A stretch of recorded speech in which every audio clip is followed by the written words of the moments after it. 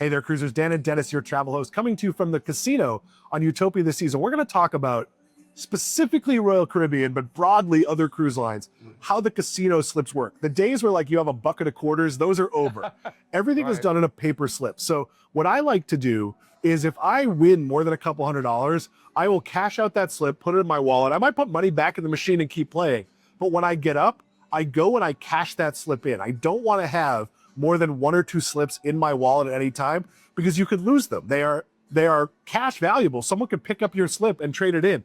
Now, here's one right here. Here's one right here. Are they watching on the cameras? They absolutely are. If someone steals your slip, you might have some recourse. Dennis, how do you do it? So what I do is when we get our slips, we cash them in. There's 2 things that we do. I actually did something by accident. It actually helped me where I had dropped a $767 slip, but I had taken a picture of it just to text it to my wife on the other side of the casino. I was so excited. But they all have numbers and codes. They know exactly who played it, when they played it, and where you played it. And they actually gave me $500 back of the $767. But we get them out and we cash them, and then we right away. The other tip is, or the other question is, what happens if you forget?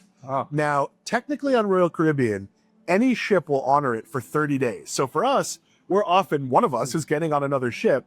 You can bring that to the desk, and what they will do is verify it with the old ship, and usually 24 hours later, they will credit you in free play. Now, that often involves going to the casino host more than a few times. It's not a normal practice. If you've gotten off with chips, the kind you use at tables, you want to give them to someone who's getting on that ship if you aren't within 30 days. Now, the reality is the chips don't change, so they could be valuable longer, but Dennis had one on Celebrity Equinox, and he just handed it to me. I gave it to my mom. She started with $100 gambling. It was a great way to kick things off. But what you really want to do, if you wake up that last morning and you still have chips, you still have a slip, you can actually go to guest services and they will cash them in for you.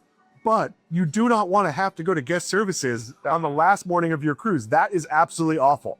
So I am Dan. He is Dennis. Listen to these tips because they could save you some money, save you from losing some money. Come cruise with us soon.